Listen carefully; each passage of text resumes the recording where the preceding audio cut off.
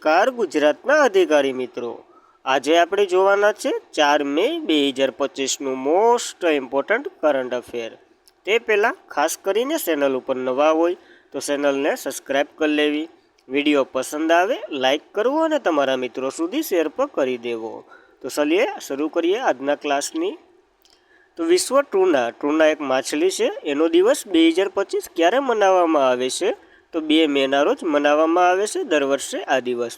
તો ટૂનાના મહત્ત્વને ટકાઉ માછીમારી પ્રથાઓને જીવિત અને દરિયાઈ જીવનસૃષ્ટિ પર વધુ પડતા માછીમારોના પ્રભાવ વિશે જાગૃતિ લાવવા માટે દર વર્ષે 2 મેના રોજ વિશ્વ ટૂના દિવસ ઉજવવામાં આવે છે।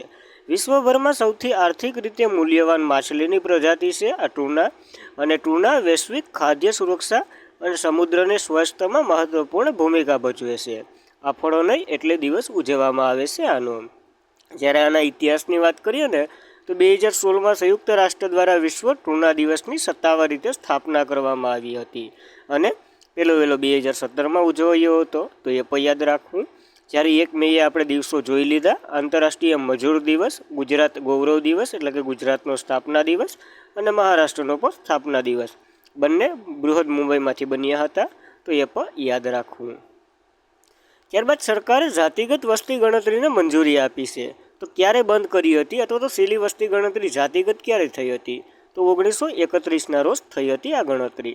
તો ભારત તેની આગામી વસ્તી ગણતરી જાતિ ગણતરીને સમાવેશ કરવા માટે તૈયાર છે, અને સરકારે આ નિર્ણયને મંજૂરી પણ આપી દીધી, જે 3 પછી એટલે કે 3 સત્તા પછી બંધ થયેલ આ પ્રથા છે ને એ પાછી ચાલુ કરવાના છે।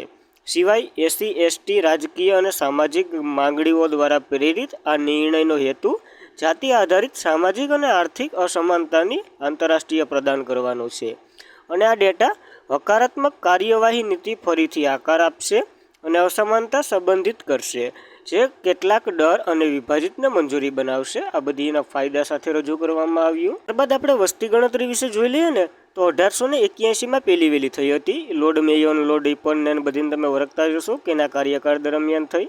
ત્યારથી તે 1931 સુધી છે ને જાતિગત વસ્તી ગણતરી થઈ। છેલ્લી 1931માં થઈ હતી, ત્યારે બ્રિટિશનું શાસન હતું, અને વસ્તી ગણતરી નિયમન ભાગ જાતિ ગણતરી હતી। તે છેલ્લી જાતિ ગણતરી 1931માં હાથ ધરવામાં આવી હતી આ જાતિગત। ત્યારબાદ 1941 બીજા વિશ્વયુદ્ધના કારણે વસ્તી ગણતરી ન થઈ અથવા તો અધૂરી રહી હતી। એમ 1947માં આપણને સ્વાતંત્રતા મળી ગઈ। 1948માં વસ્તી ગણતરી અધિનિયમ આવ્યો, અને 1951માં પાછી વસ્તી ગણતરી થઈ। જાતિનો ડેટા રજૂ કરવામાં ન આવ્યો, કારણ કે આનાથી ભારતની જાતિ વિભાજન થઈ શકે એવા મામલામાં હતું। પાકિસ્તાન તો અલગ થઈ ગયું હતું, હવે અહીં વિખવાટો પાડીએ તો પછી એવું પોહાય એમ નહોતું, એટલે જોકે 1951માં સ્વાતંત્ર ભારતની પ્રથમ વસ્તી ગણતરી થઈ હતી, અને સરકારે અનુસૂચિત જાતિ અને અનુસૂચિત જનજાતિ સિવાયની આ પ્રથા બંધ રાખી હતી, કે આ બેયને ક્વોલિફાય કરી હતી જાતિગતમાં, નકર બીજા બધીને હિન્દુ અથવા તો જે લાગતું હોય એ પ્રમાણે જ કર્યું હતું। જ્યારે 2011માં કોંગ્રેસ સરકારે જાતિગત વસ્તી ગણતરી હાથ ધરી હતી, પરંતુ ડેટામાં ભૂલ હોવાના કારણે જાહેર નથી કરી, પરંતુ હવે 30 એપ્રિલ 2025ના રોજ સુપ્રીમ કોર્ટે જાતિગત વસ્તી ગણતરીને મંજૂરી આપી દીધી, અને તેનો ડેટા 2026-27માં બહાર પાડશે। તો ખાસ કરીને હવે જાતિ વસ્તી ગણતરી કરવા તમારા ઘરે કોઈક આવશે તો એમ પૂછશે તમારી જાતિ કઈ, એ પ્રમાણે તમારા બધી કોડિફાઈ થાય ઘરના સભ્યોનું, યાદ રાખવું। ત્યારબાદ લેફ્ટનન્ટ જનરલ પ્રતીક શર્માએ ભારતીય સેનામાં કઈ કમાન્ડનું પદ સંભાળ્યું છે? તો ઉત્તરી કમાન્ડ છે ને આપણી જમ્મુ કાશ્મીરવાળી, એનું પદ સંભાળ્યું છે। તો લેફ્ટનન્ટ જનરલ પ્રતીક શર્મા જે આજે ઉત્તરી કમાન્ડના general officer commander in chief તરીકે નિયુક્ત થયા છે। લેફ્ટનન્ટ જનરલ જે પ્રતીક શર્મા છે ને એ ઉચ્ચ પદવી પ્રાપ્ત કરેલા એક અધિકાર છે, જે ખડકવાસ ભારતીય લશ્કરી એકેડેમી, દેહરાદૂન અને વોશિંગ્ટન સંરક્ષણ સેવા વગેરેમાં જોડાયેલા હતા, અને એવી કેનું સ્થાન લેશે? તો કે એવી સુશેન્દ્રનું સ્થાન લેવાના છે। તો ખાસ કરીને 2 પદો યાદ રાખવા। જ્યારે ભારતીય સેનાની વાત કરીએ ને તો 1971માં જે પાકિસ્તાન સાથે આપણે યુદ્ધ કર્યું હતું એ આપણે ભણી ચૂક્યા। જો સિમલા કરારનો વિડીયો ન જોયો હોય તો એ પણ જોઈ લેજો, કારણ કે સિમલા કરાર આના પછી જ થયો હતો, તો એ પણ યાદ રાખવું। અને સ્થાપના કરી, જેના પરિણામે બાંગ્લાદેશનું નિર્માણ થયું। તેની સ્થાપના જૂન 1972માં કરવામાં આવી હતી, આનું મુખ્ય મથક ઉધમપુર જમ્મુ કાશ્મીરમાં રાખ્યું હતું. તો હવે ઉત્તરી કમાન્ડ વિશે થોડુંક અસ્તાઈ જોઈ લઈએ ને, તો જમ્મુ કાશ્મીર અને પંજાબ હિમાચલ પ્રદેશ અડીને આવેલા ભાગોને જે પાકિસ્તાન સાથે સરહદ ધરાવતા જે હશે ને, ગુજરાત અને રાજસ્થાનનો થોડાક ભાગને બાદ કરતા એ બધી આવી જાય. અને ચીન સાથે સરહદ પર લદ્દાખ ક્ષેત્રીય સુરક્ષા પર જવાબદારી છે આની. જ્યારે વિશ્વનું સૌથી ઊંચું યુદ્ધ ક્ષેત્ર સિયાચીન પણ અહીંયા જ આવેલું છે આ કમાન્ડમાં. ત્યારબાદ જે ભારતની કમાન્ડો બહાર પાડી છે એની જોઈ લઈએ. જો મધ્ય કમાન્ડ છે એનું હેડક્વાર્ટર લખનઉ ઉત્તર પ્રદેશમાં છે. પહેલા કમાન્ડ છે ને એનું હેડક્વાર્ટર કોલકાતા પશ્ચિમ બંગાળમાં છે. પશ્ચિમ કમાન્ડ છે ને એનું હેડક્વાર્ટર સંધિ મંદિર હરિયાણામાં છે.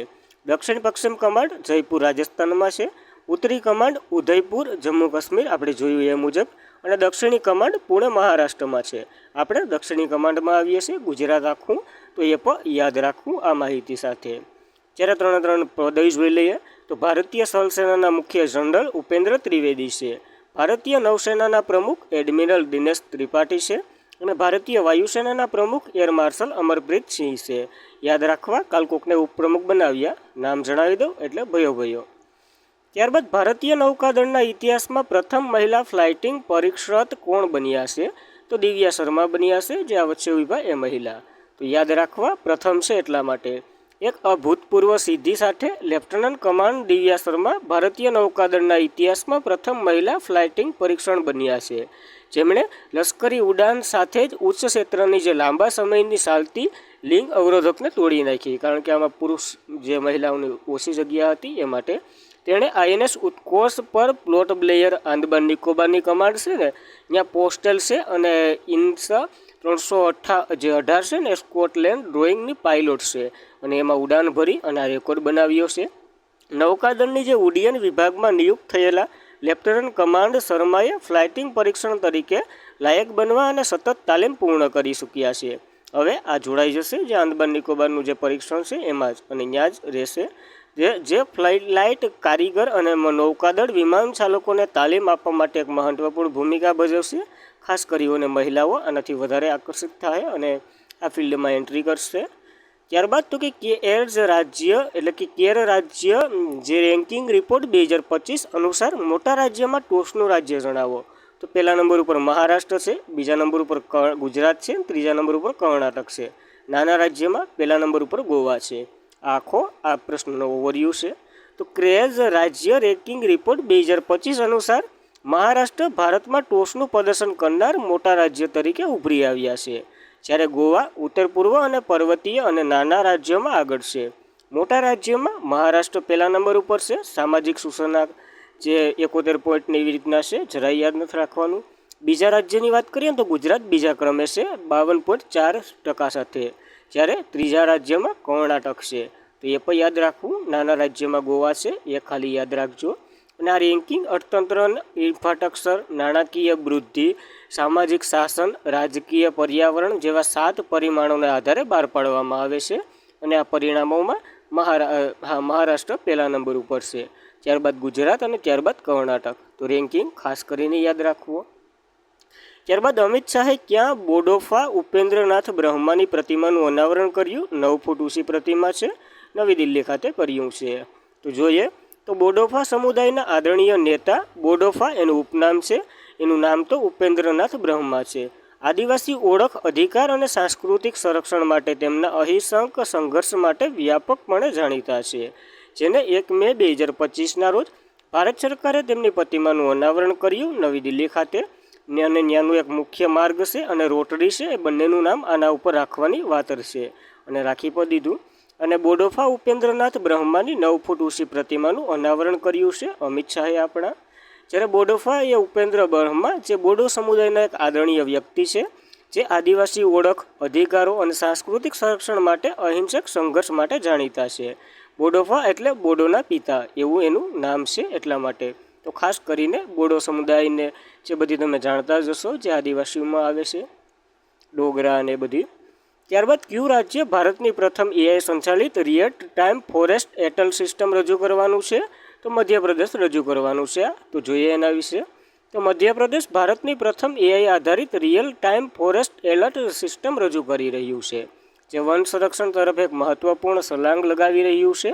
આ system satellite data, AI, mobile આધારિત ફિલ્ડ રિપોર્ટિંગનો ઉપયોગ કરશે અને જમીન પર અતિક્રમણ, વન નાબૂદી, વન વિસ્તાર અને અન્ય ફેરફારો શોધી કાઢશે.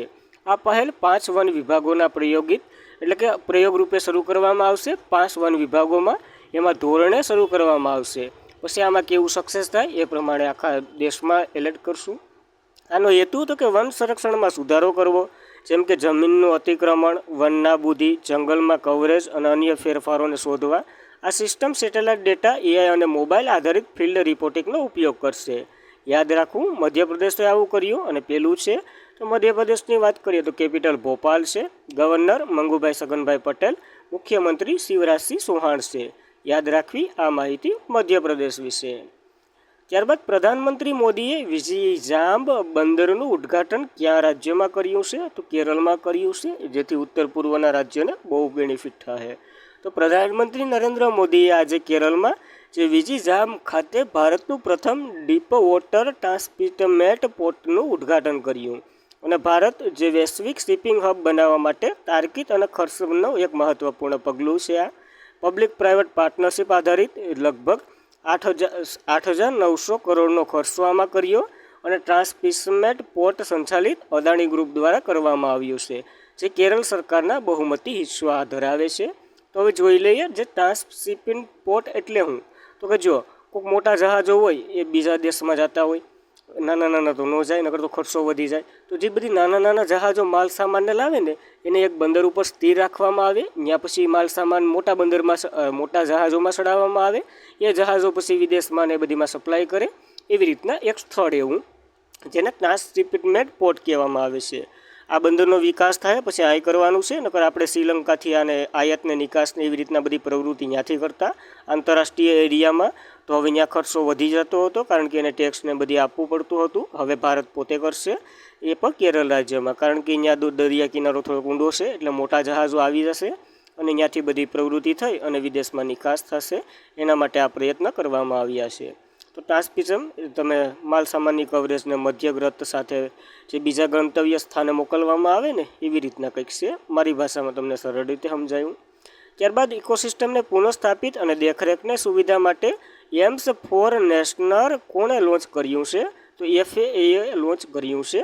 ફૂડ ઓર્ગેનાઇઝેશન, જે ફૂડ એગ્રીકલ્ચર ઓર્ગેનાઇઝેશને, તો યુનાઇટેડ નેશનલના ફૂડ એન્ડ એગ્રીકલ્ચર ઓર્ગેનાઇઝેશને આજે પૃથ્વી દિવસ પર જે રિસોર્સ માટે એક્સક્લેટ ઇકોસિસ્ટમ મોનિટરિંગ આનું ફૂલ ફોર્મ છે એ શરૂ કર્યું છે.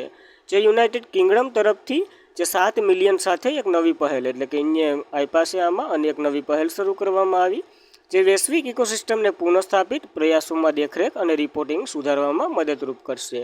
તો પહેલની થોડીક વાત કરીએ ને તો વૈશ્વિક પુનઃસ્થાપિતના પ્રયાસો કરશે, એટલે કે જે જીવન સૃષ્ટિ નમી ગઈ અને પાછી ઊભી કરશે. નવો પ્રગતિ ઇનપુટ પ્રદાન કરશે. FAOએ ના ડાયરેક્ટર જનરલ છે ને ડિયુન્સે એને જણાવ્યું કે દેશના જે તકનિક કુશળતા અને જે ઉકેલો પૂરા પાડશે અને તેમની પ્રગતિનું સચોટ નિરીક્ષણ કરવા માટે જરૂરી સંસાધનો પૂરા પાડશે. એના માટે આ એક પહેલ શરૂ કરવામાં આવી છે. કેન્ય કરી તો ફૂડ એન્ડ એગ્રીકલ્ચર ઓર્ગેનાઇઝેશન, એની વાત કરીએ. 16 ઓક્ટોબર 1945ના રોજ આની રચના થઈ હતી. એટલે જ આપણે 16 ઓક્ટોબરે વિશ્વ ખાદ્ય દિવસ તરીકે ઉજવીએ છીએ, ફૂડ દિવસ તરીકે.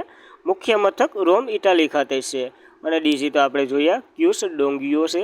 સભ્ય તો કે 194 દેશ છે. તો ખાસ કરીને આ પહેલ યાદ રાખવી આના વિશે.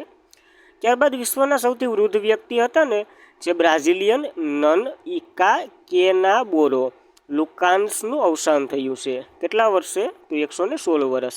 આ મહિનો ટકી ગયા હોત ને તો 117 વર્ષ પૂરા કરી લેત, તો એ પણ યાદ રાખવું. અને વિશ્વની સૌથી વૃદ્ધ વ્યક્તિ સિસ્ટન ઇકાન્કેનાબોરો લુકાન્સ, ખાલી લુકાન્સ યાદ રાખશો તો એ હાલશે. 116 વર્ષની વયે અવસાન પામ્યા. એમણે તેમના આદેશો દ્વારા બુધવારે જાહેર કરાવવામાં આવ્યું અને ગ્રીનિસ વર્લ્ડ રેકોર્ડમાં નામ હતું. આની પહેલાં તો કે ટોમિકો ઇટુકાનું હતું, જે જાપાનના મહિલા હતા. એ પછી એ મૃત્યુ પામ્યા. પછી આનું નામ આવ્યું જે બ્રાઝિલિયન છે એક મહિલા. તો ખાસ કરીને આ ક્રમો યાદ રાખવા, કારણ કે પેપર સેટર ઉપર હોય, કંઈક પૂછે નાખે નહીં પૂછે. આ બધી 50% વાળા સાયન્સમાં હોય છે પ્રશ્નો, તો ખાસ યાદ રાખવું. અને આજના માટે એટલું જ હતું. ખાસ કરીને મિત્રો, વિડીયો પસંદ આવે લાઇક કરવો, તમારા મિત્રોને શેર કરવો અને ચેનલ પર પ્રથમ વખત હોય તો સબસ્ક્રાઈબ પણ કરી લેવી, કારણ કે આની પાછળ ઘણી બધી મહેનત હોય છે. Thank you for watching this video. જય હિન્દ, જય ભારત.